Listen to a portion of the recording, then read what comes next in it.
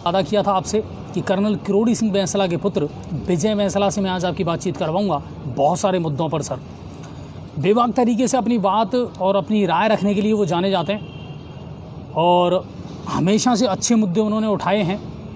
आज उनसे बहुत सारे मुद्दों पर मैं बात करने वाला हूँ। दिन भर की तमाम खबरें भी मैं आपको बताऊँगा, लेकिन उससे पहले मेरी सभी दर्शकों से एक रिक्वेस्ट है कि सर फटाफट शेयर करना शुरू करिए आप, क्योंकि आज का जो ये है ना अनछुए पहलू, ये बिल्कुल आपको याद रहेगा।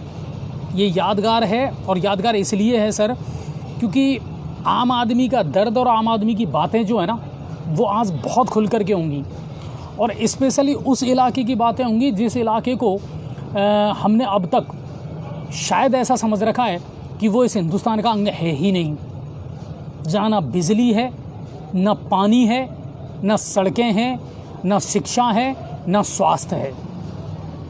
करौली और कैला देवी के ऊपर वाला जो इलाका है ना सर, डांग वाला जिसको हम कहते हैं, वहाँ आप कभी निकल जाइए और वहाँ जाकर के देखिए कि वहाँ के लोग किस तरह का जीवन जी रहे हैं।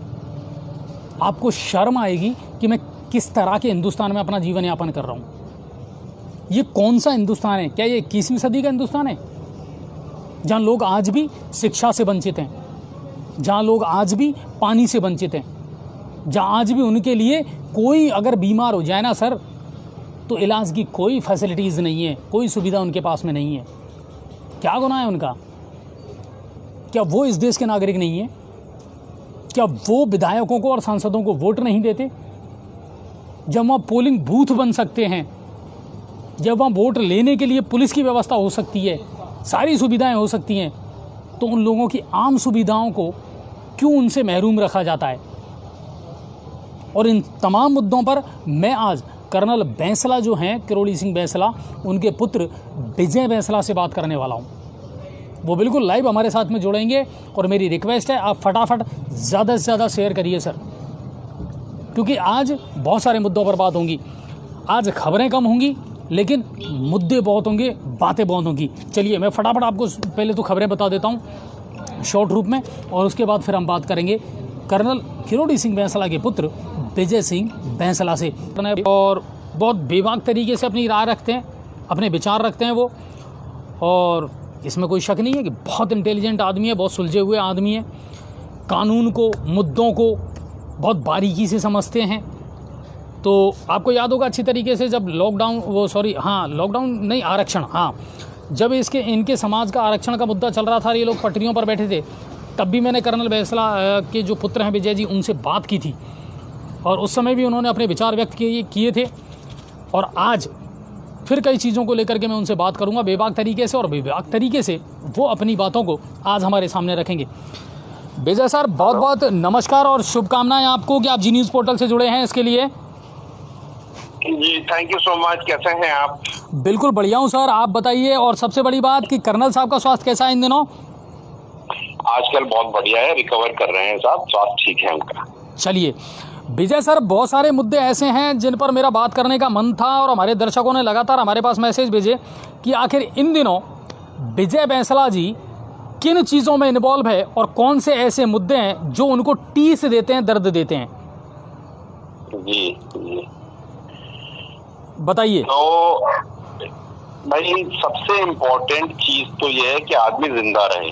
बिल्कुल सर। अगर आदमी मरने की कगार पे खड़ा है तो इससे ज्यादा टीस तो कुछ हो नहीं सकती। जी सर। और मेरे को सबसे ज्यादा टीस जो हुई थी करीब 1 साल पहले, जब मैं आमरे की, चौबे की, अलविद की, करौली डांग के जो गांव है इनमें गया था, और वहां पे पता चला कि 74 साल हो गए हमारी इंडिपेंडेंस को, लेकिन यहाँ पर कोई सुविधा नहीं है, पीने के पानी की सुविधा नहीं है, बिजली है ही नहीं। हम लोग कौन सी दुनिया में जी रहे हैं? क्या ये लोग सिटीजन नहीं है इंडिया के? बिल्कुल सही बात है सर। 5 साल में एक बार पोलिंग बूथ तो लग, लेकिन ये पानी और बिजली नहीं लग सकता। इससे बड़ी दुविधापूर्ण स्थिति और क्या हो सकती है? तो मैं स्पष्ट बात करता हूँ, मैं कोई दोगली बात करता नहीं हूँ, इसलिए मैं आपको कुछ बातें ऐसी बताऊंगा, शायद हो सकता है कि परेशान हो लोग, लेकिन परेशान हो तो हो। नहीं बिल्कुल, और ये कड़वा सच है सर। तो अब ऐसा हुआ कि मैंने उनको लोगों को कहा कि एक काम करो, मैं तो हमारे पास तो ना तो कोई पद है ना कुछ, तो आपकी दुविधा है तो आप एक बार अपने एमएलए साहब से बात तो करो। तो रमेश जी का एमएलए थे, उन्होंने फिर मेरे ख्याल से बात करी, मेरे को रिकॉर्डिंग भेजी। आप चाहो तो मैं आपको भेज सकता हूँ, आप उसको सुना सकते हैं लोगों को, उसमें कोई दिक्कत वाली बात नहीं है।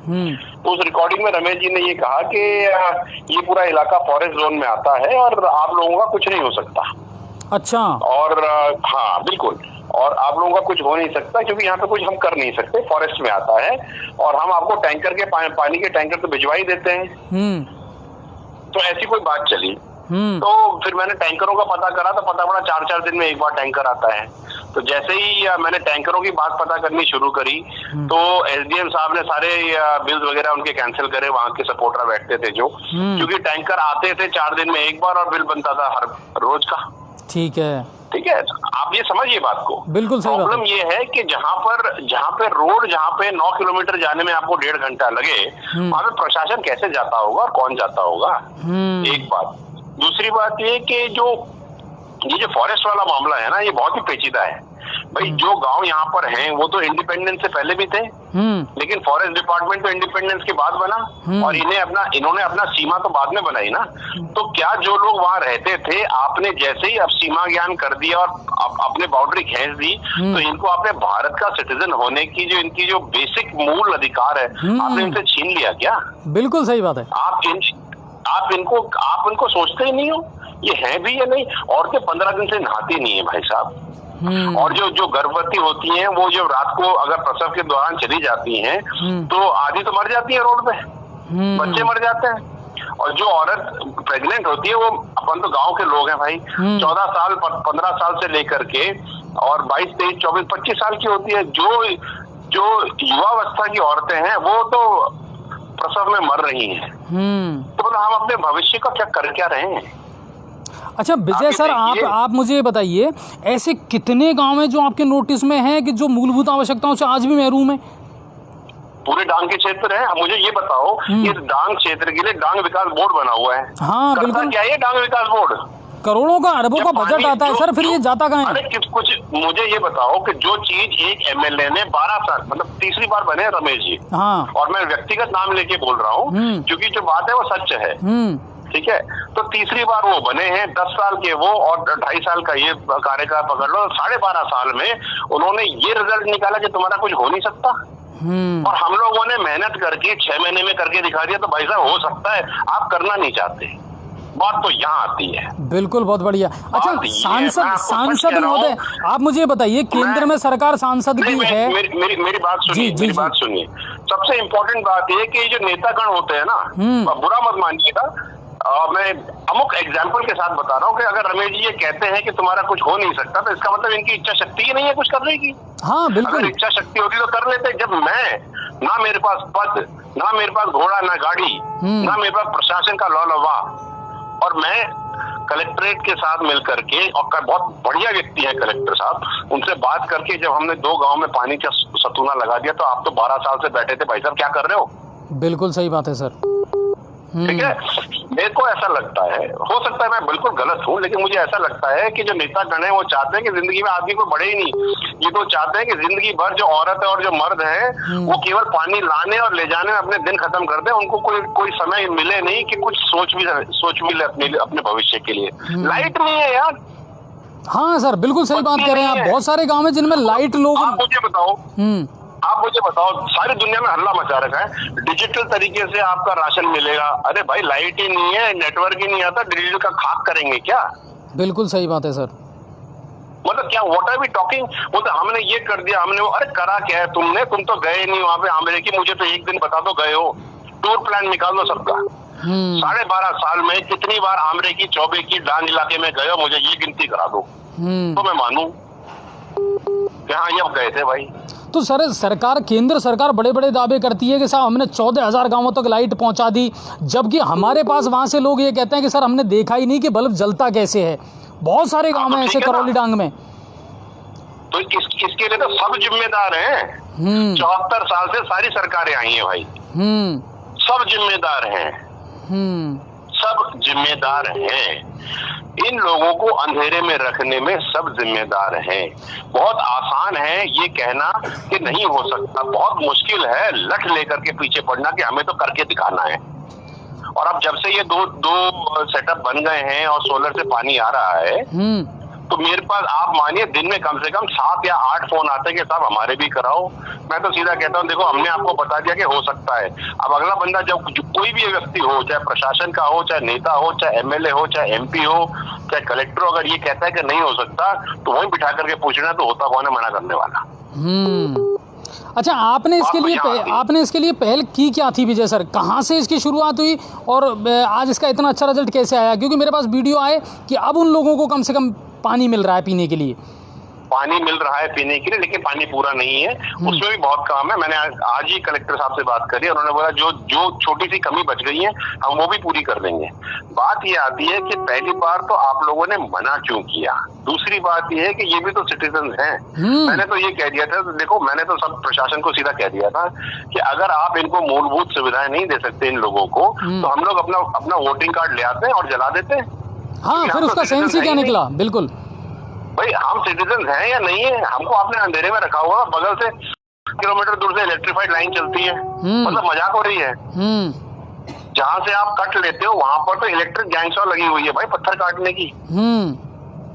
ठीक है, चौबे की गांव वाले ने लठ लेकर के कंधे पे अपने वो पूरे के पूरे खंबे लेकर के अपने घर में जबरदस्ती लाइट ले आए। अब उनको कोई नहीं हटा रहा। मैं तो इतना कह रहा हूँ भाई साहब, ऐसा दिन आने वाला है कि ये सब के सब अपनी पचफेरा लेके खड़े हो जाएंगे और फिर मत कहना कि भाई यहाँ पे नक्सलाइट बन गए, क्योंकि नक्सलाइट तो सरकारें बना रही हैं। बिल्कुल सर, क्या करेंगे वो लोग जब उनके पास कुछ है ही नहीं तो? स्कूल नहीं है, स्कूल के टीचर वहां पर आपके जो अवैध जो माइंस चल रही हैं उनके अंदर ट्रकें चलाते हैं। अच्छा, वो टीचरों की ट्रक? हाँ, मैंने तो कह दिया है कि मैं तो सारी अवैध मायने बंद कराऊंगा, पहली बात। दूसरी बात, ये अब मेरे जाने की वजह से अब बेनिफिट ये हो गया है भाई साहब कि कम से कम वो टीचर वहां रहने लगे हैं, एएनएम जाने लगी है। एक व्यक्ति अमरीकी का बेचारा 2 साल से बेड रिडन था, उठ नहीं सकता था, भंवर जी नाम है उनके। एएनएम को मैंने फोन किया, आप जाकर के पता करिए क्या हुआ। तो एएनएम पहुंची, वहां से उसको रेफर किया करौली से रेफर किया उसको जयपुर।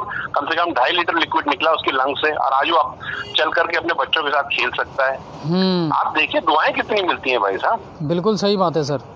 मुझे तो ये समझ में नहीं आता कि ये नेतागण कर क्या रहे हैं। अच्छा, इसको लेकर के इसी कमरों में वोट नहीं आते, वोट तो यहाँ से आते हैं। अगर ये सनक गए तो किसी को नहीं मिलने वाला। नहीं, बिल्कुल ही, और ये कड़ा सच है और ये इनको स्वीकार करना पड़ेगा। अच्छा, दूसरी बात ये भी आपको बता दूं, मुझे ये रिजर्व कॉन्स्टिट्यूएंसी है, यहाँ में इलेक्शन नहीं लड़ रहा। हाँ बिल्कुल, वो गलतफहमी भी हट जानी चाहिए लोगों की। वो हट जानी चाहिए। नहीं, बिल्कुल ऐसा ही काम हमने वहाँ पे हिंडौन सिटी में भी किया अभी 1 महीने पहले। वो जाटा कॉलोनी में पानी ही नहीं, सीवेज बना हुआ है, गटर टॉयलेट सीट को गटर के साथ जोड़ने वाला पाइप ही नहीं लगा है 2.5 साल से। अब बोलते हैं कि हमने सीवेज बना दिया, टॉयलेट इस्तेमाल करो। औरतों ने कह दिया, मैं आपको स्पष्ट बता देता हूँ, अपन लाइव है। मैं गया उनके पास, 19 तारीख की बात है, पिछले महीने की। उन्होंने कहा हमारे पास हम शौच करने कहाँ जाएं, जहाँ हम बाहर जाते थे वहां तो प्लॉट कट गए, अब तो हमें 1.5 किलोमीटर और आगे जाना पड़ता है। तो मैंने कहा मैडम ऐसा है, दीजिए सुन लो मेरी बात, या तो सरकार इसको ठीक कर दे, ये निगम इसको ठीक कर दे, नहीं तो लोटा लेकर के निगम के ऑफिस में कराएंगे शौच 3:30 बजे सुबह 1200 औरतें, फिर सफाई करते रहना। बिल्कुल बिल्कुल सही बात है सर। और आप देखिए आज की तारीख में सीवेज लग रही है, पाइप लग रहे हैं सारे। मेरे हिसाब से जो मेरे को इन्फॉर्मेशन है 10 दिन में सीवेज चालू हो जाएगा। काम तो करने से होते हैं, घर बैठ कर करने से थोड़ी होते हैं। और सबसे बड़ी दुख की बात तो ये है कि एससी कॉन्स्टिट्यूएंसी, एससी विधानसभा, एससी एमएलए, एससी नगर निगम के हेड चेयरमैन, मतलब सारा, और मोहल्ला भी एससी। अरे एससी वालों, एससी का ध्यान नहीं, एससी वालों महिलाओं का ध्यान नहीं रखोगे तो क्या कहना गाओगे भैया, दूसरे तो बाद में आते हैं।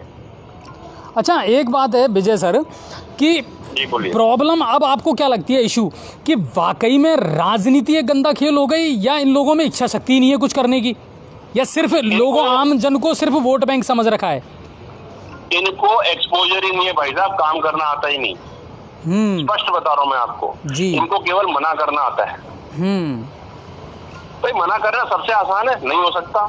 हाँ, ये सबसे आसान है। मैं तो ये पूछता हूँ कि क्यों नहीं हो सकता, मुझे बताओ, और कैसे हो सकता है ये बताओ। Don't come to me with the solution, with the problem. देखिए, किसी भी प्रॉब्लम का सॉल्यूशन निकालने के पहले हमें एक्सेप्ट तो करना पड़ेगा कि कोई प्रॉब्लम है। बिल्कुल। ये तो प्रॉब्लम एक्सेप्ट ही नहीं करते, ये तो ऐसे ही रहेगा साहब। अरे भाई तुम होते कौन हो बोलने वाले? भाई मैं, जो इंसान वहां रह रहा है उसकी पीड़ा सॉल्व करना आपका काम है। ये काम थोड़ी है कि नहीं हो सकता। बहुत सारी चीजें जो नहीं हो सकती। तो किसी ने कहा था 5% नहीं मिल सकता, मिल गया ना। आरक्षण मिल गया ना। अच्छा, किसी ने कहा था कि पानी नहीं लग सकता, आ गया ना। अच्छा, अब आप ये देखिए। हाँ बोलिए, आप बोलिए। मैं उसी मुद्दे पर आने वाला था सर, कि आपने संघर्ष किया और आपके समाज की अब पोजीशन देखी जाए तो क्या है, कितनी चीजों में आपको मिल रहा है वो चीजें, और क्या आप संतुष्ट हैं? हम संतुष्ट हैं, हर एक नौकरी में आरक्षण मिल रहा है, जितनी भी नई निकल रही है, जिस दिन से गजट हुआ है, हमें कोई प्रॉब्लम नहीं है। आरक्षण मिल रहा है। रही बात, बैकलॉग सरकार को दिया है, प्रक्रियाधीन भर्तियों में उनको रिजर्वेशन देना है, उस पर काम चालू है। हम धैर्य के साथ देख रहे हैं। लट तो कभी भी उठा सकते हो, लेकिन हमको समय देना चाहिए, हम दे रहे हैं। नहीं, बिल्कुल। अच्छा, एक मुद्दा और है विजय सर, जो काफ़ी लंबे टाइम से उठता आ रहा है, और कहीं ना कहीं आपके समाज पर भी उसको लेकर के उंगलियां उठती हैं कि साहब ये जो पाचना का पेच है, ये अगर चाहे तो गुर्जर समाज सुलझा सकता है, चाहे तो कर्नल किरोड़ी सिंह बैंसला सुलझा सकते हैं। अब ये क्या पेच है, और इसमें विरोधाभास वाली स्थिति है क्यों? पांचना का जो पेच है ना, कोई पेच वेच नहीं है जी। ये मानसिक विचारधारा का पेच है जी। लोगों को केवल अपने घर की खेत में पानी चाहिए, कमांड एरिया में, ठीक है। पहली बात तो जिसका पानी रोक, रूल ऑफ वाटर जो चलता है, बोलता जिसका पानी आपने रोका पहले उसको दिया जाए। ठीक बात है। उन्होंने कहा था कि भाई हम आपके लिए नहरें बना देंगे, तो दो नहरें बनी है, वो भी नालियों जैसी। मैं 2-4 दिन बाद पहुंच रहा हूँ, मैं वीडियो वहां से लाइव कर दूंगा, सब देख लेना। बिल्कुल। जो कहना गा रहे हैं कि सब कुछ हो गया है। बिल्कुल। और बाकी गाँव है उनका क्या होगा। लेकिन बात तो ये तो बहुत छोटी बात है। ये तो उस दिन मैं लाखन जी के साथ उसमें था एक डिबेट में, तो वो कह रहे थे कि कमांड खोलो। अरे भैया, कमांड में घुसे रहोगे जिंदगी भर। आपको मैं बताऊं, प्रॉब्लम कमांड की है ही नहीं। प्रॉब्लम तो इतनी बड़ी है कि आप सुनोगे तो आपके पैरों तले जमीन हिल जाएगी। जी सर। 25 साल से पांचना का बांध बना हुआ है जी। मतलब 25 साल से गंभीर नदी में वाटर रिचार्ज, पानी अंदर सिलने का काम बंद है। जो भी नेता आता है, चाहे एमएलए हो चाहे एमपी हो, किसी भी पार्टी का, वो छाती ठोक करके कहता है कि मैंने 250 हैंडपंप दे दिए, मैंने 50 सबमर्सिबल दे दिए, फलाना कर दिया, ढिमाका कर दिया। हमने केवल पानी निकालने का सतूना बनाया, पानी वापस डालने का सतूना कब बनाया? मुझे महाअनुभवों बताओ तो सही। वाटर रिसोर्सेज वाला। भाई इन सबके पास बड़े बड़े बैंक अकाउंट तो होंगे नेताओं के पास। बिल्कुल। इनको बैंक अकाउंट इस्तेमाल करना तो आता ही होगा ना, कि जब तक बैंक में से तभी निकालोगे महाराज जब डालोगे। जब आप अपने सेविंग्स में से खाओगे तो एक दिन जीरो बैलेंस हो जाएगा। बिल्कुल। फिर आपको डेबिट भी लगेगा, तो अब डेबिट लगने लग गया है। अब ये हालत हो गई है कि जितनी भी अच्छा, पहले तो एक बात और स्पष्ट कर दूं आपको। जी सर। कि केवल एक नदी जो गंभीर नदी है, हाँ, वो 4 लोकसभा, 12 विधानसभा, करीब 2500 गांव और 50 लाख लोगों को इम्पैक्ट करती है। तो नेतागणों समझ लो कि 12 विधानसभाएं तो लट लेके खड़ी है तुम्हारे सामने। ठीक है। ठीक है।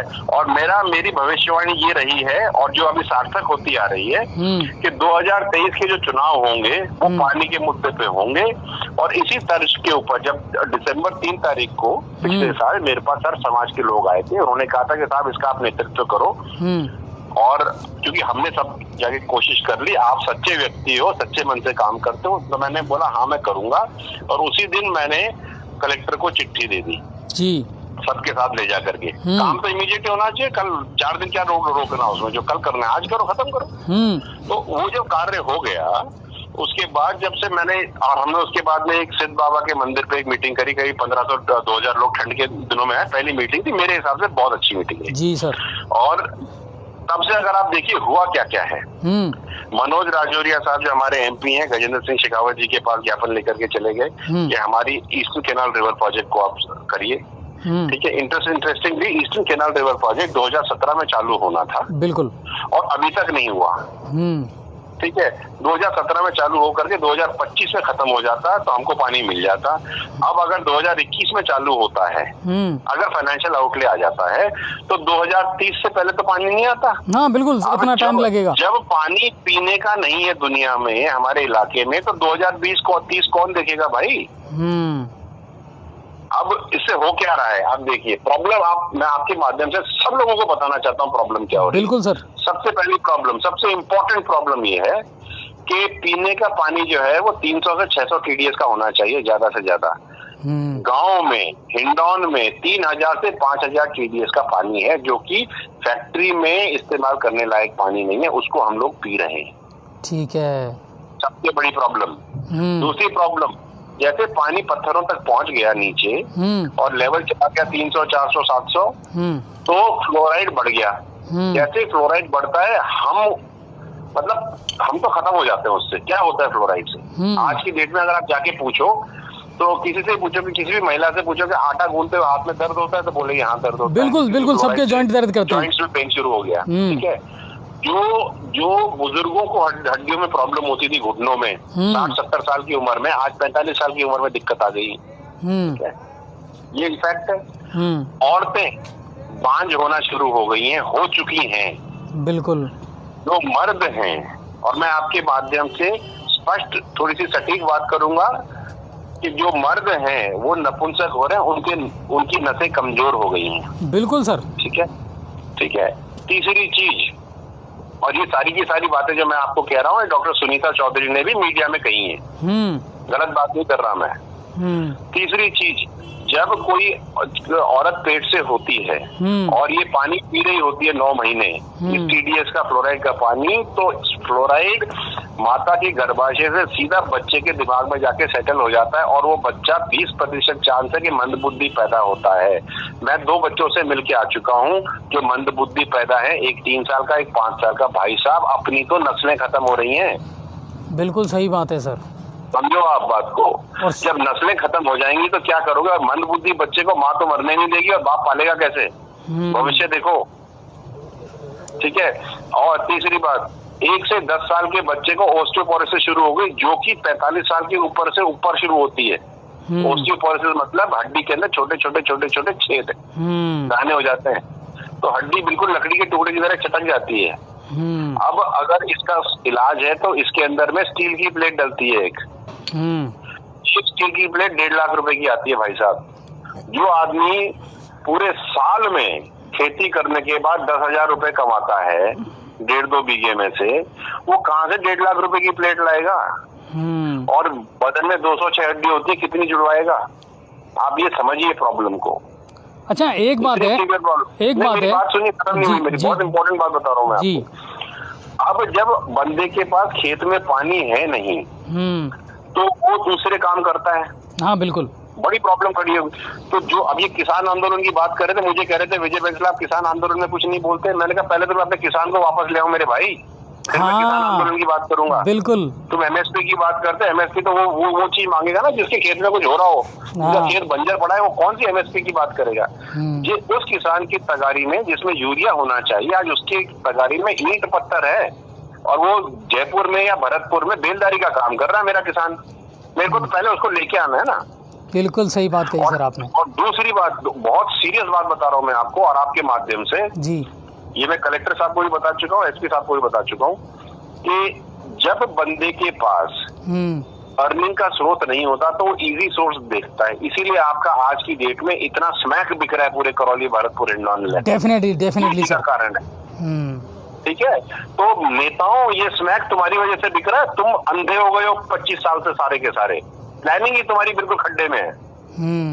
तीसरी चीज और बहुत, चौथी चीज है, बहुत सेंसिटिव चीज ये है कि जिसके घर के परिवार में बेलदारी करने के लिए आदमी नहीं है या बीमार है, उनकी औरतें करौली, हिंडौन में वैश्यावृत्ति में चली गई है 350 रुपए में। इससे ज्यादा दर्दनाक बात किसी समाज के लिए क्या हो सकती है? बहुत शर्मिंदगी वाली बात है सर, बहुत शर्मिंदगी वाली बात है। शर्म आनी चाहिए सारे नेताओं को। बिल्कुल सही बात है। शर्म आनी चाहिए सारे समाज के ठेकेदारों को कि मूंछें ऊपर करके साफा पहन के घूमते हैं। आज किसी और के घर में हो रही है, कल तुम्हारे घर में होगी तो कहाँ जाओगे बताओ? भाई कौन अछूता है इससे? बिल्कुल सही बात है। और ये जो कड़वा सच है ना सर, कहीं ना कहीं हम इससे मुंह फेर रहे हैं। मुंह फेर लो, जितना फेरना फेर लो। तुम्हारे फेरने से सच्चाई थोड़ी बदल जाती है। आंख बंद करने से बिल्लियां दूध पीना बंद थोड़ी करती है महाराज। बिल्कुल सही बात है सर। ठीक है, तो सिचुएशन ये है खड़ी। अब इसका जब से मैंने लट लिया हुआ है और कहा हुआ है दिसंबर के महीने से, तब से आप देखिए मनोज राजौरिया जी ने शेखावत जी को चिट्ठी लिखी, निर्मला सीतारमण जी ने जब बजट दिया तो इमीडिएटली गहलोत जी ने ट्वीट कर दी और सचिन ने ट्वीट कर दी कि भाई आपने ईआरसीपी के ऊपर बजट में कुछ नहीं बोला। नीति आयोग की मीटिंग में गहलोत जी ने 10 मिनट लगाए पानी के बारे में बोलने के लिए, ठीक है, और बजट में भी 1/4 बजट पानी पे है। उसमें भी बोला कि हम सब मिलकर के ईआरसीपी पे लेके आते हैं। लेकिन मेरी गहलोत जी से और पूरे राजस्थान सरकार से कहना ये है कि 37,000 करोड़ का प्रोजेक्ट है 10 साल का। आपके पास 2 साल की कार्यकाल है, आपको तो 7400 करोड़ तो देने दे दो। उसके बाद जो सरकार आएगी वो देखेगी। काम तो शुरू कराओ यार। बिल्कुल बिल्कुल। किसको उल्लू बना रहे हो? हम तुमको 3700 करोड़ देने की 37,000 करोड़ देने की जरूरत ही नहीं है, तुम्हें तो 7400 करोड़ देने। अगर तुम 7400 करोड़ आप लोग सबके सब पूर्वी राजस्थान की 50 लाख जिंदगियां बचाने के लिए खर्च नहीं कर सकते, तो हम कौन सी सरकारों की बात कर रहे हैं? ये तो चूसने वाली सरकारें हैं, देने वाली तो है ही नहीं। बिल्कुल सही बात है, क्योंकि विजन ही नहीं है आपके पास में, वो सोच ही नहीं है। आप कौन सी खेड़ा कर रहे? और लाखन की एक नदी को साफ कराने में लगे। अरे भैया पानी आ जाएगा तो नदी अपने आप ही साफ हो जाएगी। पानी तो आए। हम तो कह रहे चंबल का पानी ले आओ इसमें। हमको ईआरसीपी नहीं चाहिए, 10 साल का प्लान नहीं चाहिए, हम तो मर रहे हैं आज। आप चंबल का पानी लाके दीजिए। वो पीआर मीना जी सूखी नदी में एनीकट बना रहे हैं। मतलब कौन सी दुनिया में जी रहे हो भैया? हमको पानी चाहिए, एनीकट थोड़ी चाहिए। पानी नहीं होगा तो एनीकट होगा, क्या करोगे? 7 करोड़ का मतलब सारी दुनिया में तमगे लिए घूम रहे। 7 करोड़ का एनीकट बना। अरे भाई साहब, एनीकट नहीं चाहिए, पानी चाहिए। एनीकट से आप अपने घर की चिनाई करा लो। हमको मना कर रहे हैं। बिल्कुल सही है, बहुत स्ट्रेट बात कर रहा हूँ भाई। नहीं बिल्कुल, और बहुत बेबाक तरीके से आप अपनी बात रख रहे हैं सर, और लोगों को ये बातें समझ में भी आ रही हैं कि वाकई में हमें है ना धरातल पे जाना पड़ेगा। ये नेतागण, इनको विजन ही नहीं है भाई साहब। आई एम सॉरी टू से दिस। ग्राउंड में इनकी जड़ें नहीं है, पता ही नहीं है।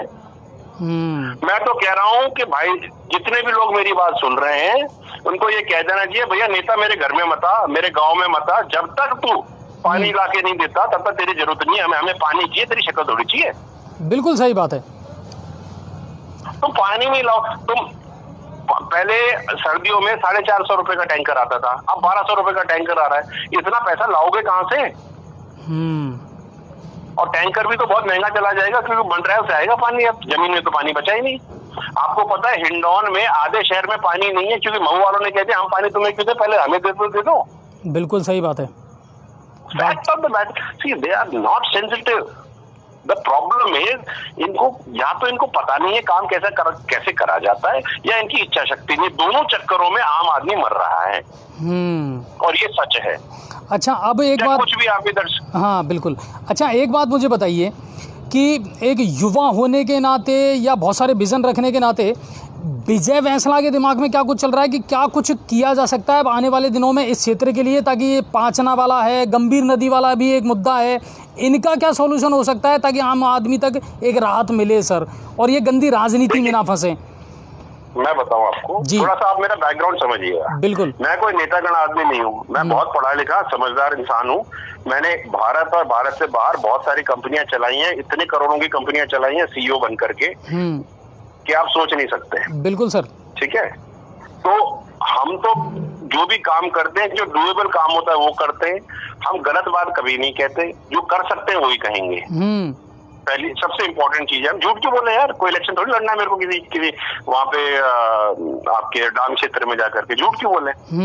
ठीक है, और क्योंकि मेरे को तो ऐसा लगता है कि जो इलेक्शन लड़ना चाहते हैं वो झूठ बोलते हैं, क्योंकि 25 साल से तो कहते हैं कि इस बार वोट दे दो, अगली बार में पानी ले आऊंगा। इस बार प्रॉब्लम ये होगी, लोग खड़े हुए पानी ला के फिर वोट देंगे। बिल्कुल सही बात है, हो गई है। बिल्कुल दिक्कत ये हो गई है। तो मेरा तो छोटा सा विजन इसमें है कि सरकार और आप प्रशासन, क्योंकि देखिए नेता तो आते हैं हर 5 साल में चले जाते हैं, कोई बड़ी बात नहीं, आए और गए, आए राम गए राम। बिल्कुल ठीक है, लेकिन आपका ब्यूरोक्रेसी आपके साथ रहती है, और ब्यूरोक्रेसी में बहुत समझदार लोग हैं। बिल्कुल सर, बहुत समझदार लोग हैं, बहुत अच्छे लोग हैं, और अपनी अपनी फंक्शन में एक्सपर्ट्स हैं। आपको उस एक्सपर्टीज को सपोर्ट करके आप काम करें, काम हो जाएगा।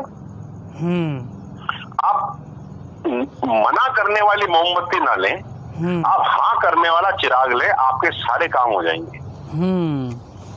कोई हाँ तो करे।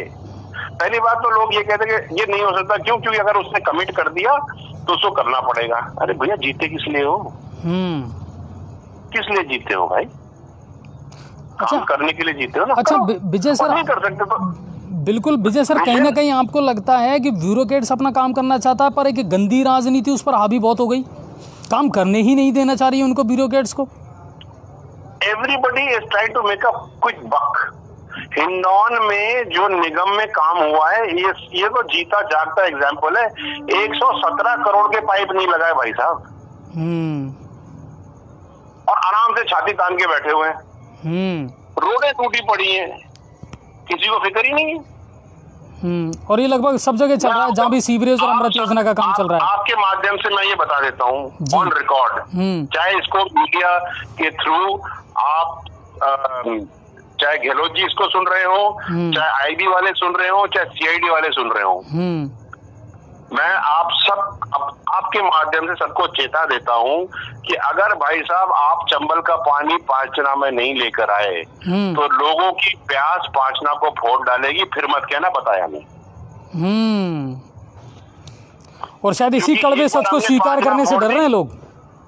हाँ, इसी कड़वे सच को स्वीकार करने से डर रहे हैं ये प्रशासनिक अधिकारी और जनप्रतिनिधि। वो फालतू में कमांड एरिया में फंसा रहे। अरे कमांड एरिया 2 गांव का मामला, 2500 गांव के लोग को मार दें क्या? मतलब सीधे आपको पता नहीं उल्टा आप क्या कर रहे हैं। और दूसरी चीज ये, अब लाखन जी को केवल चिंता है अपने करौली की, है ना, और बाकी पीआर जी को अपने इलाके की चिंता है। अरे सब लोग मिलकर के एक मिलकर के चिंता क्यों नहीं कर लेते? चिंतन कर लो यार। बिल्कुल बिल्कुल, आप लोग चिंतन करो ना, लोगों की जिंदगियों का सवाल है। लेकिन एक चीज का ध्यान रखना, अगर एक भी बच्चा मरा ना तो मैं छोड़ूंगा नहीं किसी को। एक बात मैं बता रहा हूँ, मेरा दिमाग खराब हो रखा है इस चीज को लेकर के। बच्चे बिलबिला रहे हैं बीमारियों से, और आप बिस्लेरी के बोतल की पानी पी करके जा रहे हो मीटिंग में। मतलब जिस दिन एमएलए एमपी और नेतागण अपनी गाड़ी से बिस्लेरी का पानी निकालना बंद करेंगे ना, कुएं का पानी पिएंगे ना भाई साहब, उस दिन से इनकी इम्यूनिटी भी ठीक हो जाएगी और हमारे सब प्रॉब्लम भी ठीक हो जाएंगे, और सच्चाई से रूबरू भी हो जाएंगे। बिल्कुल। और मैं आपको ये और बता दूं कि इस बार मैंने मार्च तक का टाइम दिया था। अप्रैल के महीने से मैं ये 5000 TDS का पानी लेके जाऊंगा सेक्रेटरीट में जी, और हर एक बंदे को पानी पिलाऊंगा, और मना करके देखिए वो बंदा कि मैं पानी नहीं पीऊंगा। मना तो करे एक बार। नहीं बिल्कुल, हम तुम्हारा जहर नहीं पिएंगे। नहीं, और विजय जी से है ना बहुत सारे लोगों को उम्मीद है, क्योंकि आरक्षण के दौरान भी मैंने आपसे बात की थी सर, और मुझे लगा था कि हाँ ये बहुत ही इम्प्रेसिव और इम्पैक्टिव व्यक्ति हैं, और जिनका अपना एक ऑरा है, और जिनकी सबसे बड़ी बात है कि उनकी सोच बहुत अच्छी है ग्राउंड टू लेवल और ग्रास रूट लेवल की। तो वो एक अच्छी बात है सर, और ये होना चाहिए। मुझे एक बात बताओ आप भाई साहब जी, अगर आप लोगों की जिंदगी के साथ खेल रहे हो तो आपसे बड़ा पापी कौन हो सकता है? मतलब आप ये बताओ कि अगर कोई किसी का मर्डर कर रहा हो और आप चुपचाप उसको देख रहे हो, तो आप भी तो उस मर्डर में शामिल ही हो ना। हाँ बिल्कुल, स्वाभाविक सी बात है। करेक्ट।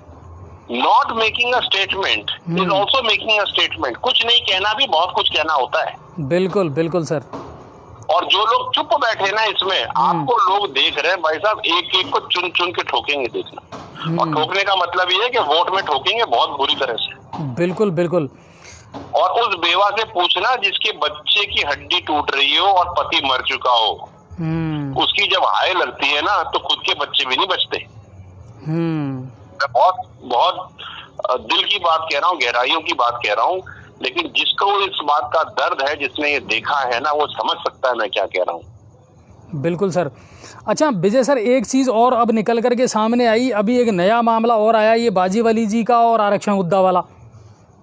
इस बारे में आप क्या कहना चाहेंगे? 2 दिन पहले विधानसभा में कहा था, तो भाई अच्छी बात है, आप लीजिए, हम तो चाहते हैं कि आपको भी आरक्षण मिले, लेकिन आप अपना अलग से ले लीजिएगा। हमारे 5% में दखलंदाजी हम लोगों को बर्दाश्त नहीं है भाई साहब। नहीं, वो तो एमबीसी भी कह रहे हैं कि साहब EWS से दे दो या कहीं से भी दे दो। वो कुछ भी कह लें, उनके कहने से थोड़ी कुछ होता है। आज से 1.5 साल पहले भी गहलोत जी ने सर्वे करवाए थे और सर्वे गहलोत जी की स्टेटमेंट आई थी कि ऐसा कुछ नहीं होगा। हम तो चाहते हैं कि मिरासी समाज और मेयो समाज को भी खूब आरक्षण मिले। आप 10% नहीं, आप हमारी तरफ से 20% लो, आपको जो मदद चाहिए हम तुमको टेक्निकल हेल्प दे देंगे। हम तो एक्सपर्ट हैं इस मामले में। लेकिन हम अपने 5% से छेड़छाड़ नहीं चाहते। अच्छा, लेकिन इसके साथ साथ मैं एक चीज और कहना चाहता हूँ। बिल्कुल बिल्कुल, कि वाजिब अली जी ने कहा और पूरा समाज खड़ा हो गया, लेकिन ये हमारे विधायक जो सरकार में, इनके मुंह में दही क्यों जम रहा है भाई? ये क्यों नहीं बोलते? इलेक्शन लड़ने इसलिए भाई साहब अगली बार जीतोगे नहीं, मुझसे लिख के ले लो आप। चाहे कोई भी हो, चाहे कोई भी हो, कितना भी बड़ा नेता हो, अगर आप समाज के साथ नहीं खड़े हो ना, तो आप अपने IT सेल के बदौलत इलेक्शन नहीं जीत सकते। अगर आप समाज के लिए बात बोलोगे नहीं तो आप इलेक्शन नहीं जीत सकते। समाज आपको अच्छे से तरीके से जवाब देगा, ये मुझसे आप लिख के ले लो। मैं देखता आ रहा हूँ 2019 से जब भी समाज की बात आती है तो ये नेता चुप रहते हैं। 2020 में मैंने देखा ये नेता चुप रहते हैं। जब मिरासी समाज की बात आई तब चुप रहे। अब वाजिब अली ने बोला अब चुप रहे। आप सब नेताओं को मेरी चेतावनी है, राजस्थान का युवा चुप नहीं है। वो एक एक को देख लेगा और एक एक को जवाब देगा। आप कितने ही अपने IT सेल लगाओ लोगों के पीछे, कितने ही गुरके लगाओ लोगों के पीछे, भाई साहब छोड़ेंगे नहीं। क्योंकि जब 73 लोग अपनी कुर्बानी दे चुके हैं किसी चीज के लिए, और आप बैठ करके उसके ऊपर अपनी रोटियां सेक रहे हो। हर एक स्टेट, हर भाषण में जाकर ये कहते हैं ये नेतागण कि हमारे 73 शहीद, हम उनका ये इस्तकबाल करते हैं। और जब उनकी शहादत के द्वारा जो मिली हुई चीज है उसके ऊपर जब लोग जिद की आंखें लगाए बैठे होते, तब इनके मुंह से आवाज नहीं निकलती। ये कैसे नेता हैं? हमने किनको जिता दिया भाई? पाप हो गया क्या हमसे? और मैं स्पष्ट आपके माध्यम से कह रहा हूँ ये, क्योंकि तेरे को कहने में कोई शर्म नहीं है, क्योंकि हमारे समाज के युवाओं का भविष्य है भैया। भविष्य, जैसे मैंने थोड़ी देर पहले आपको कहा कि किसी भी बच्चे की जब जान जाती है तो वो तो मुझसे देखा नहीं जाता, और किसी युवा का भविष्य अगर अंधकार में हो रहा है नेताओं के ओझलेपन से, तो भाई वो भी हमसे नहीं देखा जाएगा। हम तो एक एक से गिन गिन के बदला लेंगे। अच्छा विजय सर, एक बात मुझे बताइए, डेमोक्रेसी में और भारत के संविधान में आप बिलीव करते हैं, आपको नहीं लगता कि क्षेत्रवाद, जातिवाद या समाजवाद जो है वो कहीं ना कहीं हमारे देश की जो डेमोक्रेसी है उसको खोखला कर रहा है? इस तरह तो लगातार ये मांगे उठती जाएंगी। आपका डेमोक्रेटिक सेटअप इसी चीज से बना हुआ है, नहीं तो आरक्षण की जरूरत क्या थी?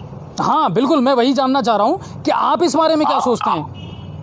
मेरी तरफ से ये पूछो कि अगर डे 1 पे कोई आरक्षण नहीं होता तो बहुत अच्छी बात है, सब बराबर होते हैं। बिल्कुल, डेफिनेटली। लेकिन आप नहीं हो। आज आपने ऐसा स्ट्रक्चर बना दिया, SC ST का रिजर्वेशन है, आप यहाँ पर रिजर्वेशन है, वहां नहीं है, तो भाई आपने इनइक्वालिटी तो खुद खड़ी करी है। बिल्कुल, और शुरू में ही बिल्कुल शुरू में ही कि धर्म के आधार पर आपने 2 देशों का विभाजन कर दिया। आपका कॉन्स्टिट्यूशन कहता है कि आरक्षण केवल 10 साल के लिए मिलेगा, उसके बाद चेंज हो जाएगा। आप हर 10 साल में उसको एक्सटेंड कर देते हो। ये क्या मजाक है? आप कलेक्टर का बेटा कलेक्टर बन रहा है बाकी समाजों में, वो क्यों नहीं बंद हो रहा? क्या आप जो क्रीमी लेयर लगाते हो, क्या OBC में क्यों लगता है? ये SC ST में क्यों नहीं लग रहा? बिल्कुल भाई पूछिए ना सवाल, कलेक्टर का बेटा कलेक्टर कैसे बन रहा है? भाई ये तो अपलिफ्टमेंट के लिए बात थी ना। बिल्कुल अपलिफ्टमेंट तो हो नहीं रही है, ये तो वंशवाद चल रहा है। बिल्कुल। और ठीक है, अब मैं इस बारे में कुछ ज्यादा नहीं कहूंगा, लेकिन जो मैंने कहना था मैंने कह दिया। बिल्कुल सर, और पॉइंट इज या तो आप सब कुछ बराबर करिए या फिर सब कुछ हटा दीजिए, तब बराबर कर दीजिएगा। Zero slate is just as equal as a slate which is equal for everybody. Definitely. अच्छा एक बात अब आपसे मैं और जानना चाहूँगा कि अब मौजूदा सरकार में, चाहे केंद्र हो या राज्य सरकार हो, ऑल इज वेल है, लगता है आपको?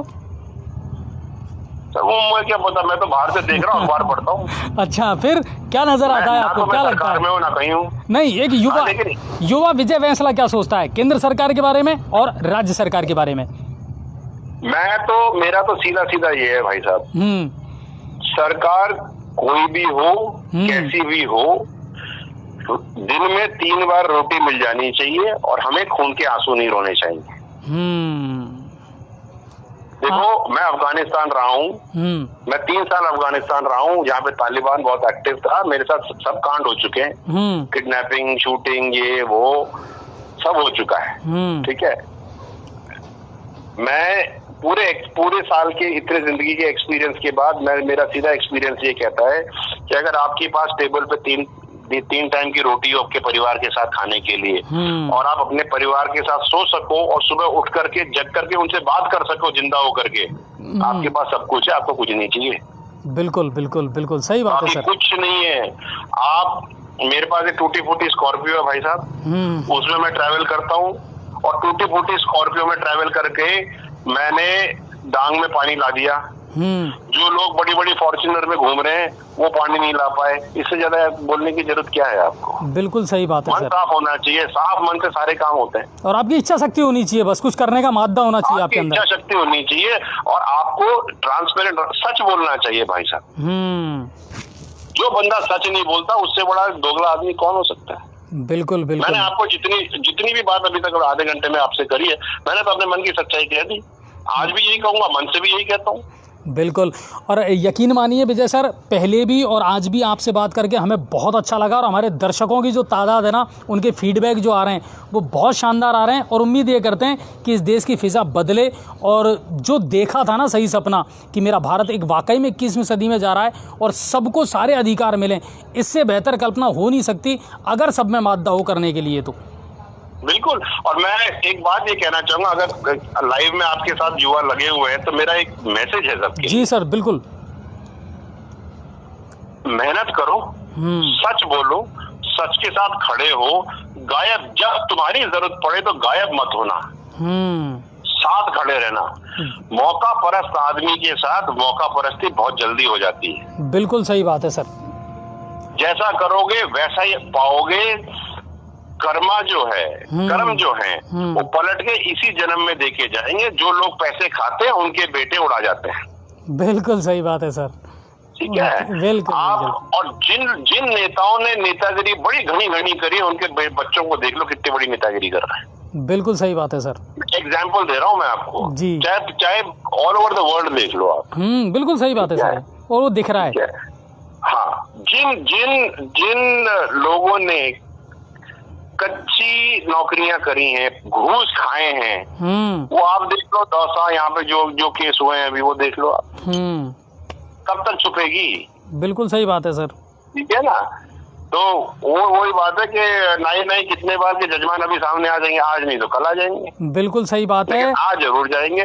तो युवाओं को मेरा कहना है, बहुत स्ट्रेट कहना है एक बात, किसी की बातों में मत आना। ये नेता तुम्हें बरगलाते रहेंगे, जिंदगी भर इस्तेमाल करते रहेंगे, उनको तुम्हारी जरूरत नहीं है। मतलब तुम्हें उनकी जरूरत नहीं है, उनको तुम्हारी जरूरत है। बिल्कुल इस्तेमाल हो रहे हैं हम। इस्तेमाल मत हो। और ये जो पागलों की तरह लोग बाग जो सोशल मीडिया में नेता जय जय वो कर रहे हैं ना, फालतू में लड़ाइयां मत करो। डिजिटल मीडियम पे, और मैं तो आईटी का बंदा हूँ, मेरा एक सजेशन है सब लोगों को कि डिजिटल मीडियम पे जो भी आप लिखते हो सोशल मीडिया पे, इंटरनेट पे, वो कभी खत्म नहीं होता, वो एविडेंस बनता है। और आज की लिखी हुई चीज 4 साल बाद तुम्हें कैसे कहीं काट डाले तुम्हें नहीं पता। नहीं, बिल्कुल बहुत अगर आप सही बात कही है सर आपने। आज आप भारत सपोजिटली जोश में आकर के भारत के बारे में किसी ने कुछ कह दिया अनर्गनल सोशल मीडिया पे, और 4 साल बाद आप सरकारी नौकरी के लिए जाओगे तो आपका सोशल मीडिया प्रोफाइल निकाल करके छान लिया जाएगा और कह दिया जाएगा कि आप तो भारत के अगेंस्ट खड़े होते, भाई साहब आपको नौकरी नहीं मिलेगी। मैं बता रहा हूँ आपको, मैंने लोग रिजेक्ट करे हैं। बिल्कुल सही कह रहे हैं सर आप। सीईओ था तो मैंने करा है उसकी मैं सीख दे सकता हूँ लोगों को। नहीं, बिल्कुल। और विजय सर है ना, कई बार हम बहुत हल्के में कई चीज़ों को ले जाते हैं, और हम हमेशा अपने प्लेटफॉर्म के माध्यम से भी लोगों से यही कहते हैं कि अपनी ज़िंदगी को खूबसूरत बनाने का प्रयास करें और समाज के लिए एक अच्छा मैसेज दें। आप बेहतर हैं कि भाई ठीक है, हम सबको दोस्त नहीं बना सकते, पर कोशिश ये करें कि कोई हमारा शत्रु भी ना हो। तो वो अगर आप दूसरी मेरी बात जी, जो मैं भाई साहब ड्रग्स से दूर रहना। ये जो सस्ते नशे हैं ना, ये बहुत महंगे पड़ते हैं। बिल्कुल सर, बिल्कुल। तुम्हारा परिवार खत्म हो जाएगा, तुम खत्म हो जाओगे, और जिंदगी एक बार ही मिलती है। ये जो दूसरी योनि में जन्म जब होगा, तब देख लेना सुअर बन के आओगे या घोड़ा, तब की तब देखना भाई। ये नहाओगे या कीचड़ में बैठोगे, तब की तब देखना। आज तो इंसान हो, इंसान की जिंदगी को अच्छी तरह से जियो, गड़बड़ मत करो इसके साथ। ये बहुत, एक तुम्हारा जो बदन है ये मंदिर है, इसके साथ खिलवाड़ मत करो। अगर इसके अंदर कुछ डालना ही है तो घी दूध डाल लो भाई। बिल्कुल सही बात है सर, बहुत सारी चीजें हैं, सस्ता ही आता है। नहीं बिल्कुल। ये जो 108 रुपए में जो करौली में बिक रहा है ना, ये स्मैक पंसारी की दुकानों से, इसमें मत जाओ, इसमें कुछ नहीं धरा। और आप लोग खरीदना बंद कर दोगे तो लोग बेचेंगे किसको? उनकी दुकान वैसे ही बंद हो जाएगी। बिल्कुल सही बात है सर, ये हमको करना पड़ेगा, पहल करनी पड़ेगी, जागरूकता युवाओं को ही लानी पड़ेगी। बिल्कुल, ये करिएगा प्लीज, मेरी हाथ जोड़ के विनती है आप सबसे। अच्छे काम करिए, लोगों से अच्छे से बात करिए और झगड़े मत करो भाई, बिल्कुल कोई फायदा नहीं है।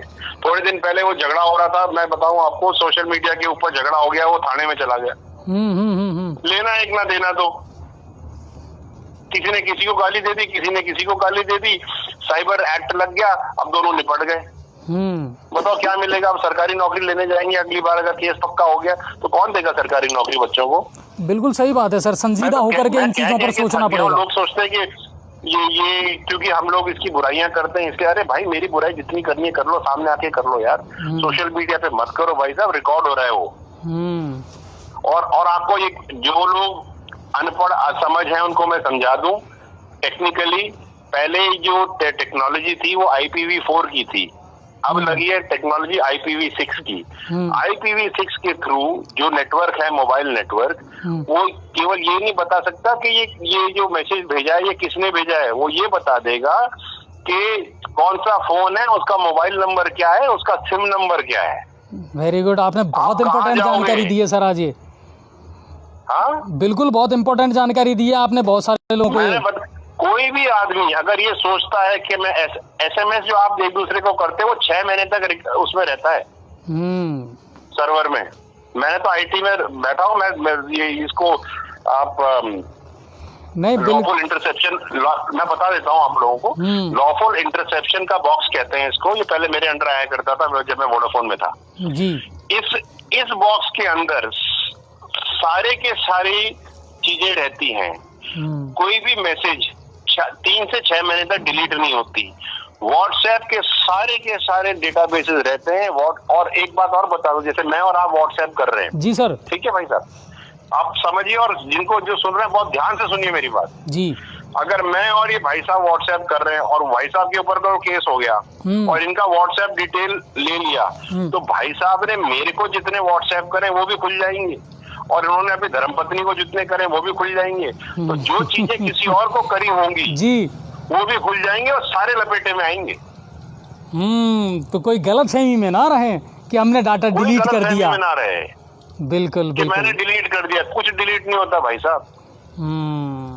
और आपको और मैं दूसरी चीज बता दूं जी, ये सारी की सारी जो है डेटाबेस से चलती है, ठीक है। व्हाट्सएप को ऑफ कर लीजिएगा, उसको डाउनलोड कर लीजिएगा उसको, ठीक है, डंप निकाल लीजिएगा। व्हाट्सएप आपका जो फोन है उसको रूट कर लीजिए। रूट करने के बाद में जब आप उसके अंदर अपना डेटाबेस चला लोगे, डेटाबेस चला करके पूरा एडिट कर सकते हो एक एक मैसेज को। अगर आपने मुझे भेजा कि विजय हाउ आर यू, आप उसको एडिट कर सकते हो, विजय मैं तेरे को गोली मार दूंगा। अच्छा, ठीक है। और उसके बाद में मैं टाइम भी उसको चेंज कर दूंगा, और विजय का क्या रिस्पॉन्स है वो भी आप उसमें लिख सकते हो। लिखने के बाद में आप उसको सेव कर दो, सेव करके अपलोड कर दो, बिल्कुल फ्रेश हो जाएगा। It can be used as evidence in the court of law. जो लोग मुगालतों में जी रहे हैं उनको मैं समझा दूं कि भाई साहब तुम अपनी जिंदगी के साथ खेल रहे हो। बिल्कुल सर, नहीं बिल्कुल विजय सर, आज मुझे इशारा मिल रहा है स्टूडियो से कि हमारा टाइम ओवर हो जा रहा है, लेकिन आज जितनी भी आपसे बातें की ना, यकीन मानिए सर हमें बहुत अच्छा लगा, हमारे दर्शकों को बहुत अच्छा लगा, और उम्मीद ये करते हैं कि किसी दिन आपसे मुलाकात करके एक लाइव डिबेट शो और करूंगा मैं आपके साथ जरूर। हाँ बिल्कुल बिल्कुल, जो आपको जैसे आप बोलो, हम तो ऑलवेज रेडी हैं। मैं बिल्कुल on a parting note, all the best to everybody, do well, खूब मेहनत करो, खूब तरक्की करो और नेताओं जग जाओ, आपका समय आ चुका है अब। चलिए, बहुत बहुत धन्यवाद विजय सर आपको, और हमारे साथ जुड़ने के लिए भी बहुत बहुत शुक्रिया। और उम्मीद करेंगे कि जब भी हमें ज़रूरत होगी हम बिल्कुल आपको बेखौफ कॉल जरूर करेंगे। हाँ, मेरा नंबर सबको दे दीजिए, कोई टेंशन ही नहीं है। ओके सर, सबको प्रॉब्लम नहीं है। बहुत बहुत धन्यवाद। Take good care of yourself. Thank you sir. Good night. Good night. उम्मीद करता हूँ आपको बहुत मज़ा आया होगा, क्योंकि मुझे बहुत मज़ा आया। बहुत कम लोग ऐसे होते हैं सर जिनसे बात करने में, जिनसे डिबेट करने में बहुत मज़ा आता है। विजय जी से जब मैं 2-3 बार पहले भी मिल चुका हूँ उनसे, और he is really intelligent person. तो बहुत सारी बातों पर आज फोकस किया और बहुत सारी चीज़ों को अब रिव्यू करने का वक्त भी आ गया है। और सबसे बड़ी बात यह है कि बहुत सारे कड़वे सच उन्होंने कहा है कि पता नहीं हम कितने मुगालते में जी रहे हैं, और बड़े बड़े दावे करने वाली ये सरकारें जो है ना, वो लोगों को सिर्फ बेवकूफ़ बनाती है। सच्चाई और धरातल से बहुत कोसों दूर हैं ये सरकारें। ये जनप्रतिनिधि, लोगों को जागरूक होना पड़ेगा, अपने अधिकारों के लिए लड़ना पड़ेगा और बात करनी पड़ेगी, चाहे वो बात हो पाचना के मुद्दे की, या बात हो किसी और की, बात हो सिर्फ आरक्षण की, या बात हो अपने हुकूक की या अधिकारों की।